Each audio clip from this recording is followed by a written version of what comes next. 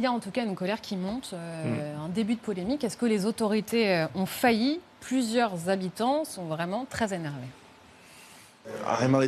Je suis un peu en colère. Ils auraient dû envoyer le message plus tôt parce que tout le monde n'était pas chez soi. Il y a eu beaucoup de morts. Le problème, c'est que les gens ne sont pas habitués à ce genre de choses. Ils n'avaient pas plu depuis 1 an et demi. On va essayer d'être bien clair parce que tout est dit dans cette histoire. Il y a les faits, ils sont là, on va les regarder. L'alerte n'est pas venue trop tard parce que les services météo ont alerté dès mardi matin. Il y a même eu une nouvelle alerte à midi.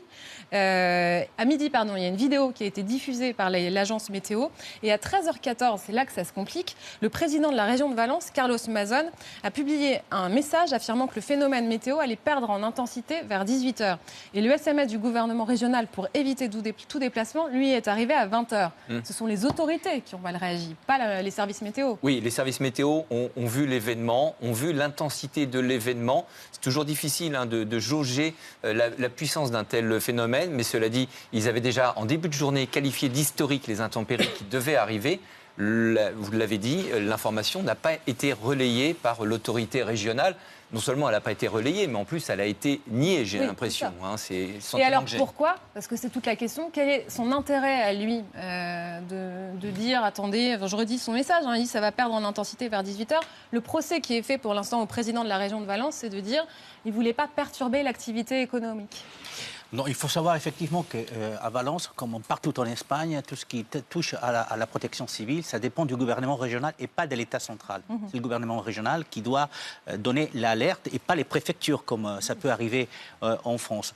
Et la question qu'on se pose, c'est pour ça qu'il va falloir trouver les responsabilités. Les responsabilités, c'est savoir qui a conseillé au président, qui a dit au président de la région que ça allait diminuer. Alors peut-être qu'effectivement à 18h ça diminuait, mais le mal était déjà fait, puisque effectivement ça a été à partir des 14h et surtout à 16h où les inondations ont commencé, où les routes ont été bloquées, où le trafic ferroviaire a commencé à être bloqué parce qu'il n'y avait plus de trains qui pouvaient passer. À l'heure où, en plus, je le redis, où on rentre du boulot, donc où on sait que les automobilistes vont se retrouver piégés. Sachant en plus de cet aspect que beaucoup de parents, logiquement, devant ces premières alertes qui ont été données essentiellement par les médias, qui communiquaient, qui disaient attention, à tel endroit il y a des problèmes, beaucoup de parents sont allés chercher les enfants à l'école.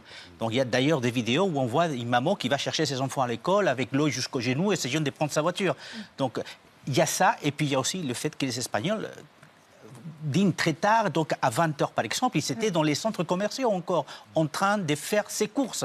Donc effectivement, tout ça apporte des problèmes, des victimes, et maintenant effectivement, il va falloir trouver les responsabilités politiques de pourquoi ce système d'alerte qui a été donné à 7h30 du matin par le service météo a mis 12 heures à être déclenché par le gouvernement.